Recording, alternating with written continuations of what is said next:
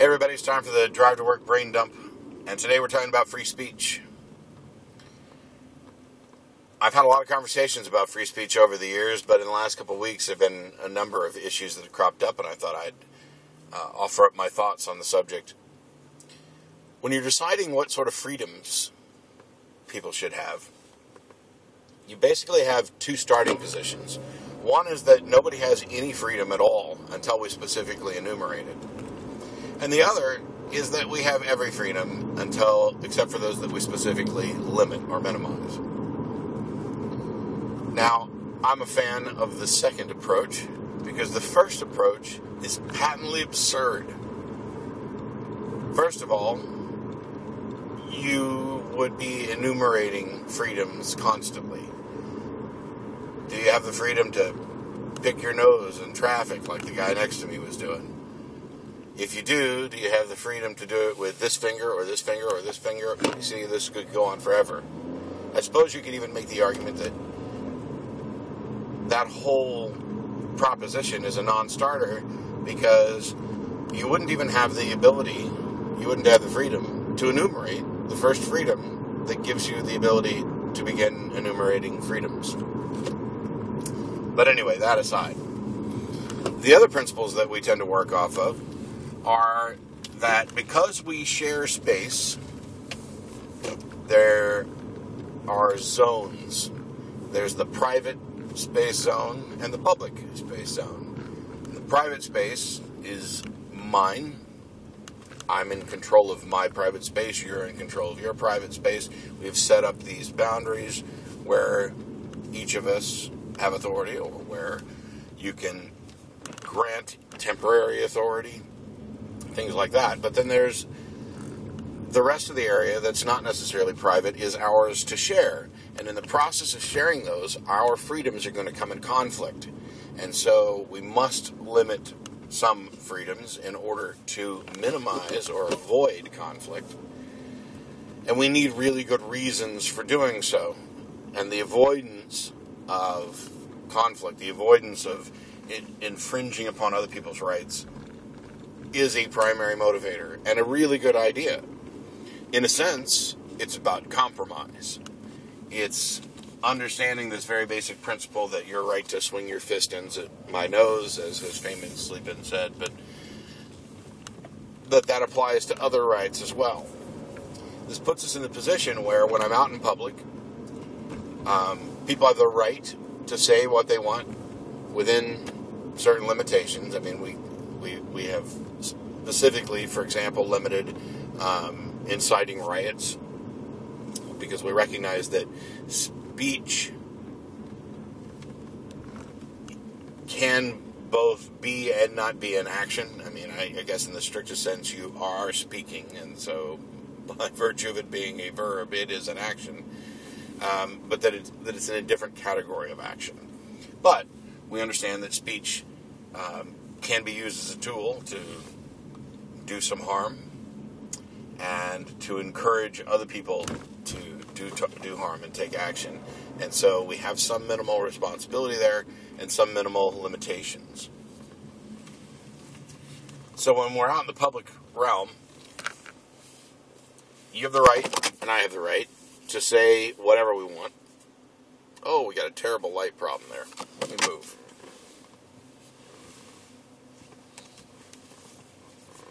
So we both have the right to speak in public, but that doesn't mean that we can obligate anybody to listen, because that would be an infringement on their personal space.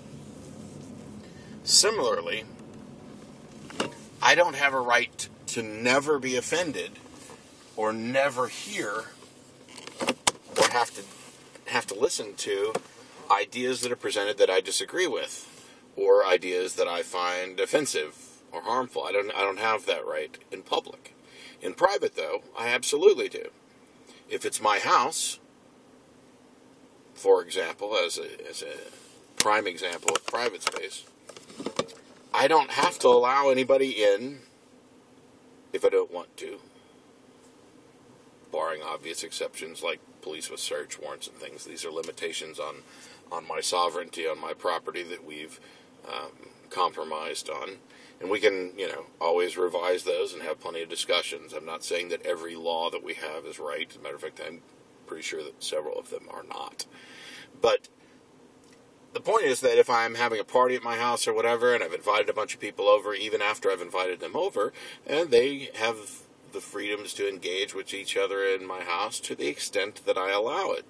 And if there's somebody who's being disruptive or offensive, I have every right to remove them. I'm not required to allow them to continue doing the thing that I don't want them to do in my house. I'm not required to provide a forum for them to express their ideas. See, I'm a big fan of free expression.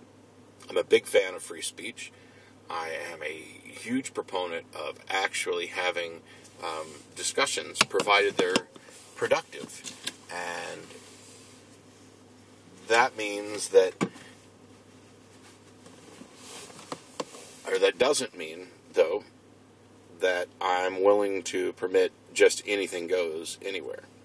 And so, for example, as an extension of my house, my Facebook page, there are certain rules that I've had. They're kind of flexible. I can relax them when I want. I can change them when I want. I can make up new ones on the fly, based entirely on my whim, and say, no, you are not engaged in productive conversation. You are not the type of individual that I want here having discussions. Normally it comes down to just flat out trolling and base insults. And then I block them.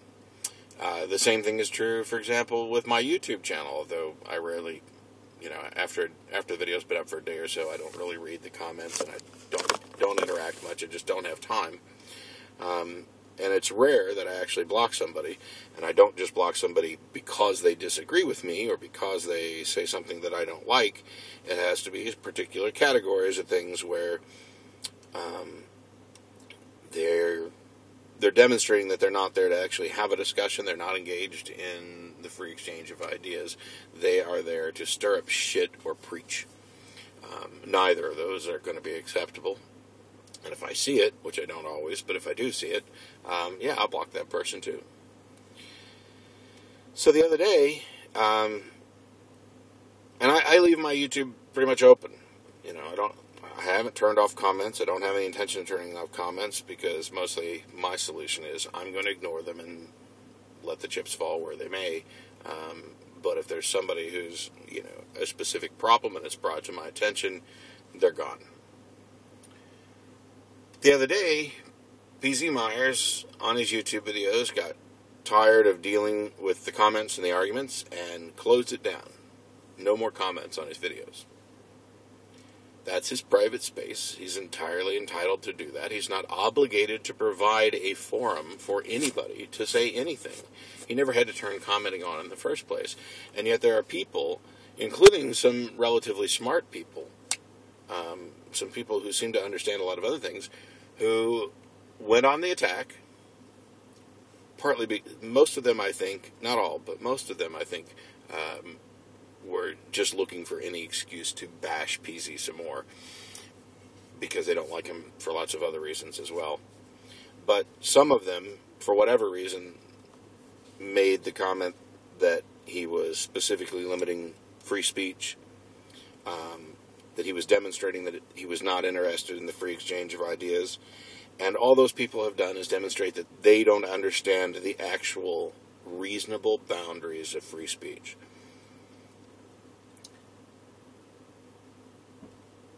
When we're out in public, as I said, I don't have a right to not be offended in public. I don't have a right to not hear things. But also, nobody has a right to force me to listen, so I can leave those areas.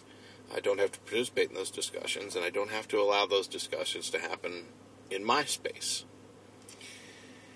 The reason that I don't have a right to never be exposed to ideas is because that would be a claim on my part that the public space that I'm standing in is now under my control.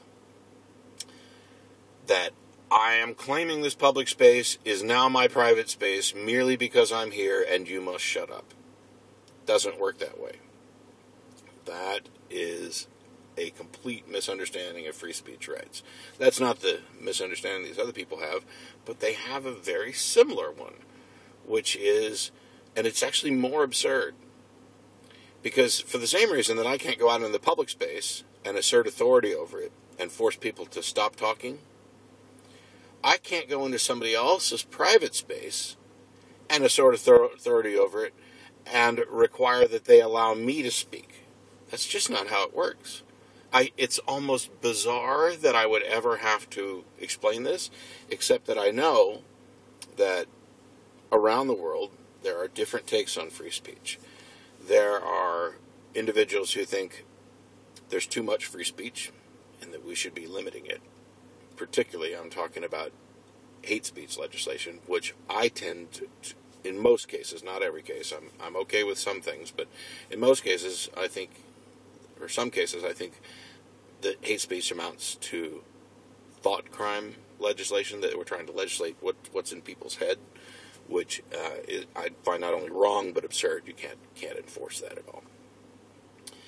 The other group of people are those that think there's not enough free speech, that the whole world should be a free speech zone, that the internet should be a free speech zone, and not in a reasonable sense, but in an anarchist sense, that no, nobody owns the internet. Well, yes, nobody owns the whole internet, but I lease part of it for my private use. I run ironchariots.org. There's a forum there.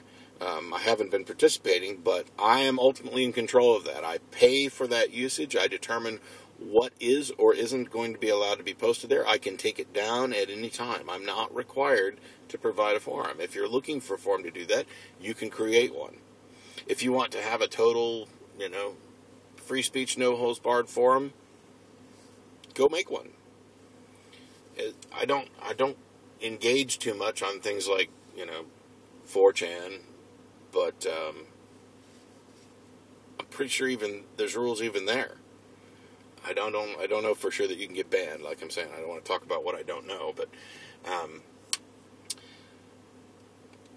when we're talking about freedoms, we've got to remember that we are not the world, that the public space is the shared space. It's the space of compromise. It's the space where we decide together what kind of things we're going to allow. And it would be very nice if we did that based on standards of reasonableness. If the people who are making those decisions are so unreasonable that they think that they can not only assert their private authority over the public space, but their private authority over other people's private space, we're going to have a difficult time sorting out these areas of compromise. I'm leaving comments on my YouTube channel, at least for now. There may come in the time in the future where I turn them off. Am I inhibiting your right to free speech? No. No, your right to free speech does not exist in my private realm unless I say it does. I'm fine with leaving it open, though. I am okay with a free exchange of ideas. Or you could just say I'm lazy because I don't even read most of those comments. I'm far too busy. It might be a smart move for me to turn off the commenting. But I'm optimistic that the signal-to-noise ratio will stay slightly above the midpoint, if not slightly higher. When you're at a party and there's a whole bunch of discussions going on and you have something important and you want to talk to somebody, what do? Well, you step away from the cacophony that's going on at the party and you find a private space to talk so that you can actually engage in a reasonable fashion. In the public realm, the signal-to-noise ratio can get way out of hand.